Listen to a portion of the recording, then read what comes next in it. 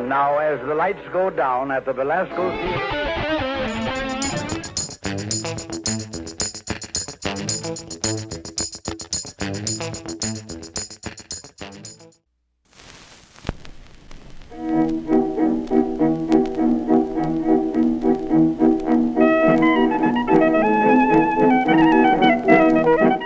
The process of preservation and technological continuity is critical to our job as carriers of tradition and culture. The first thing we have to do is really to determine what exists, and our job in determining what exists is to really understand what came before us on a deep level. I think the best example for what came before us is really in the classical musical world, where an entire body of music, that of Johann Sebastian Bach, was single-handedly revitalized by one person, by Felix Mendelssohn.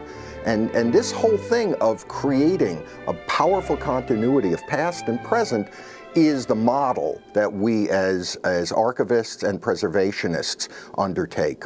So that's really the critical form. What came before us? How can we create a bridge from the earlier era through contemporary technology and delivery systems to a completely new generation, so that that culture and that literacy can be interpreted by a new generation? John Philip Sousa, who was the first great star of early recordings, hated recordings. In fact, he coined the term canned music. He saw this as a degradation of culture, of us as a society. What he didn't realize, what no one then realized, is that these tabulas, these tabula rasas, these recordings document an incredibly vibrant part of our collective history as a society and are a gift from an older generation to a contemporary generation. The process whereby we actually do the archaeological work of determining what exists happens through a variety of received media. For example, we go through old record catalogs that were published at the time in order to sell the recordings. We look through old newspapers to see advertisements of what was being sold directly to the public, record reviews of the period. Maybe the best, of course, are the actual records which have survived from previous generations. We look at these records long before we actually listen to them. There is so much information on here that tells us who it was, when it was, what they were doing, what was the context of this material. All of this stuff before the moment that the needle slips into the groove.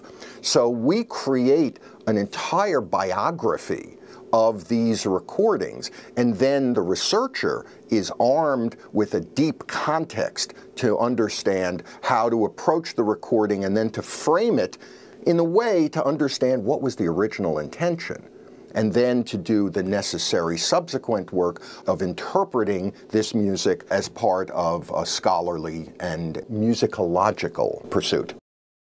I think regardless of which archives, which library, which collection we're talking about, processes are very much the same. That is, one collects the recordings and creates a process whereby they are preserved and transferred for the subsequent generations. Here's the thing, that we know that with each change in technological innovation, the previous era of technology is shunted aside. There's probably, I would guess, maybe only 40% of recordings that were made on cylinders or 78s, which were then commercially issued, reissued onto new technologies, LPs, and then subsequently to CDs. That's the consideration of commercial interests. Libraries and archives cannot make that sort of judgment. Our job is to preserve the entire corpus of the previous generation of technology in order to make it available to future generations. How is this accomplished? Again, this is a pretty standard procedure. A record shows up in an archives, and the determination first is made to create a catalog, taking all of the information from the label that allows us to then find that recording. Record is then prepared for the transfer process. The record is cleaned. The proper sized stylus, which will fit into the groove, enabling us to read out the information that is housed in these grooves, is critical. The better the transfer from the original recording to a new medium means that you could then prepare that record for an easy listening for the subsequent user.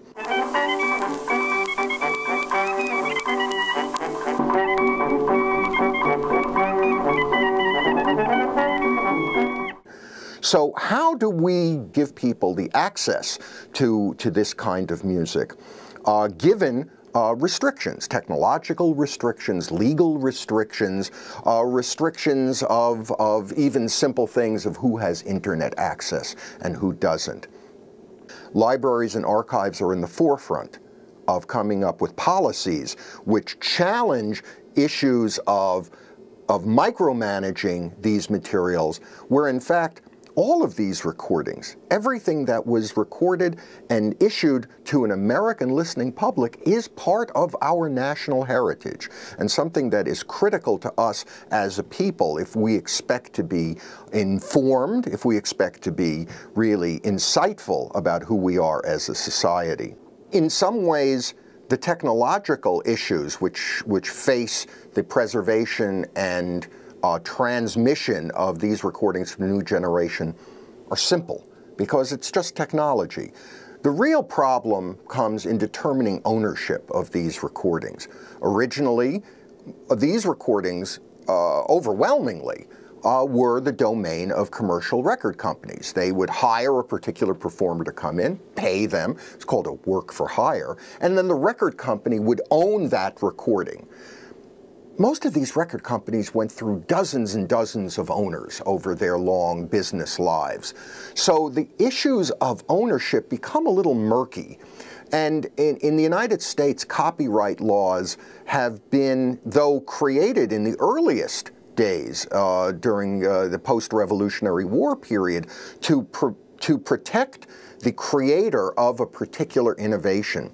Copyright has subsequently come to protect not the creator of the art, but of the mechanical reproduction of that art.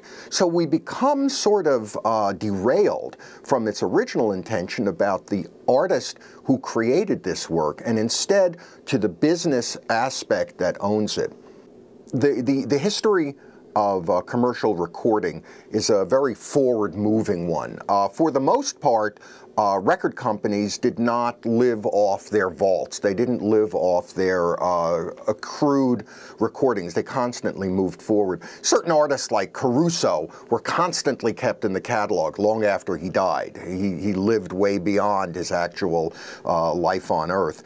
It really wasn't until the 1950s that a grassroots mass movement of looking back at an entire genre of recorded music in an attempt to bring it fully formed from an earlier period into a contemporary period. This was people who were interested in New Orleans and Dixieland jazz, who really looked in the 1950s back to the 1920s and began as a grassroots movement to take those old records and to reissue them on new technology, which at that time was LPs, micro-groove records.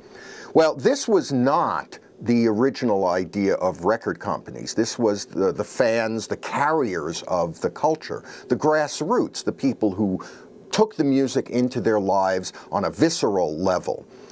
That really set a model for all other music communities, which started with jazz, then moved into early hillbilly music, early blues, early Broadway and vaudeville music.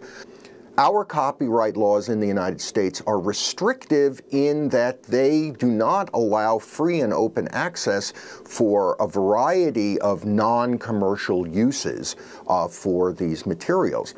This has meant that an entire cadre of people have emerged whose job is to, in essence, liberate this music from the hold of restrictive access to returning it to its rightful place as part of our birthright as Americans with a lush and meaningful cultural history.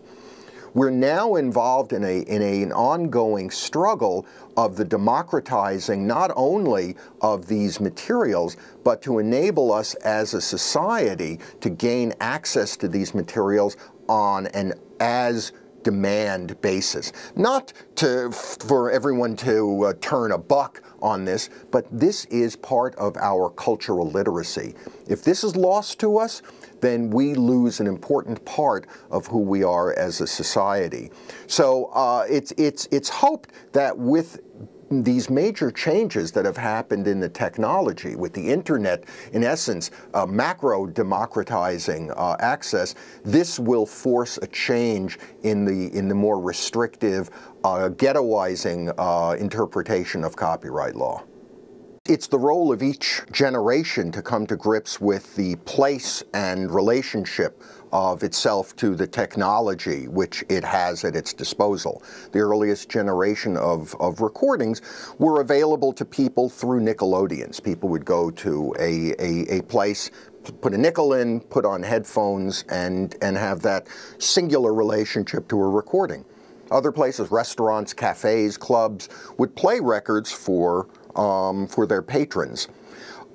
When the technology was able to be put into people's homes, you really localized the relationship to the recording. Someone would buy a record, take it home, and could play it at any time. It's been determined that something like maybe 35 or maybe as much as 40% of previous technological media, let's say 78s, you know, sort of like this one, as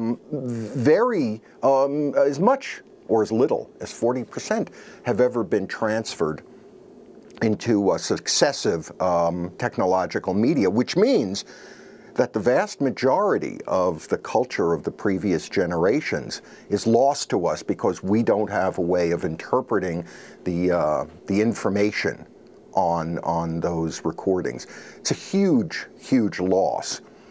So now we're at a point in terms of the overlapping of contemporary technology that we are capable of really creating more continuity between these earlier technologies and contemporary application of these. And I'm not talking just about the idea that we have better record players today than we did when Thomas Edison first invented it. I mean, back in the old days, you would play 78s with essentially a sewing machine needle.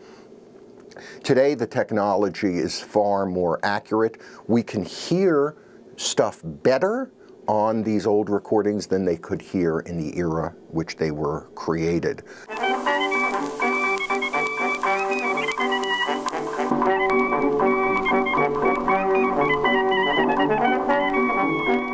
Well, we now see that we're on the cusp of yet another great technological surge, not using a physical form of the music, that is, taking a record and then making a copy onto another record, but by placing it on the internet so that instead of a single disc, people will have this music as a waveform, as a file, and suddenly we have an entirely new set of issues about the access of these materials through new technology.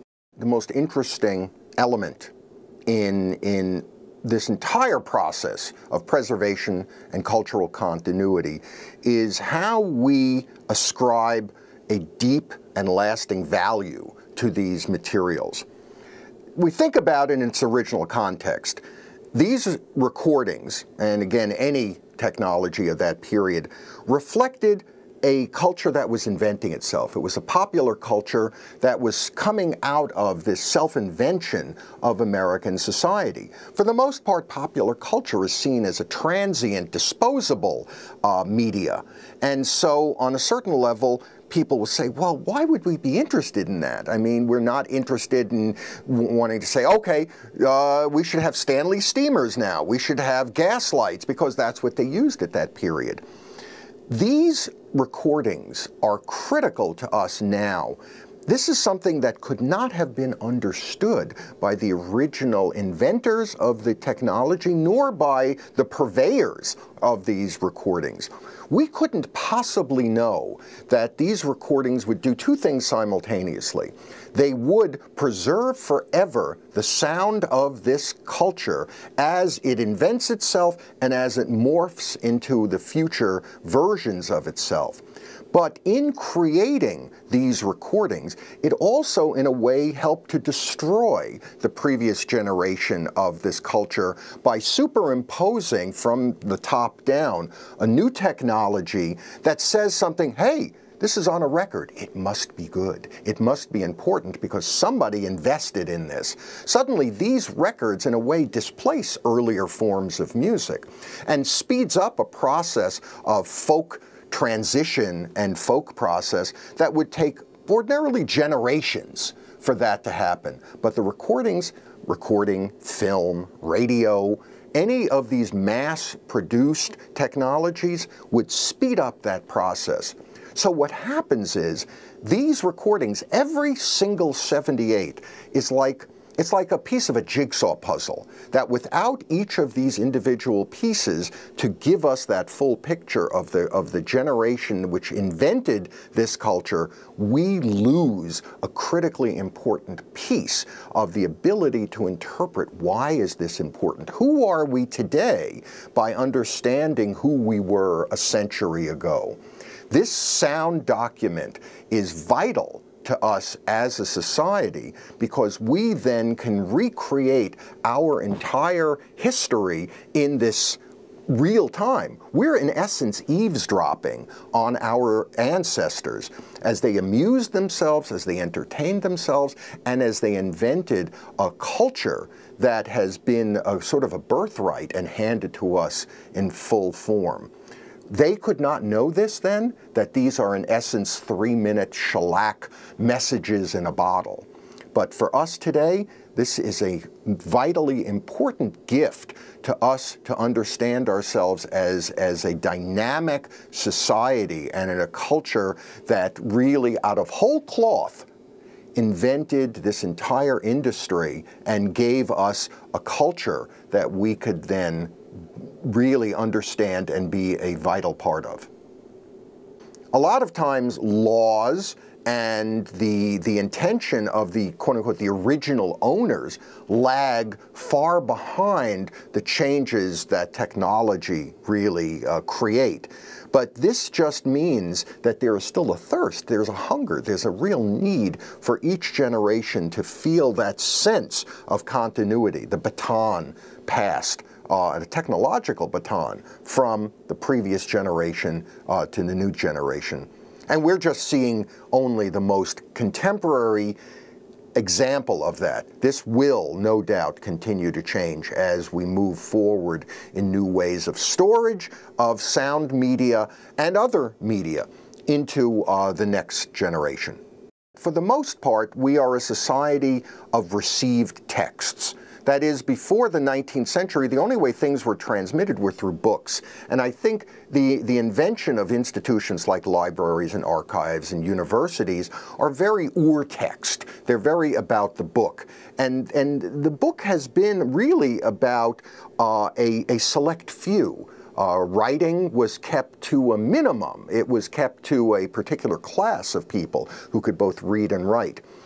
That control of the message has been vital to issues of entire city-states, entire civilizations controlling their populations.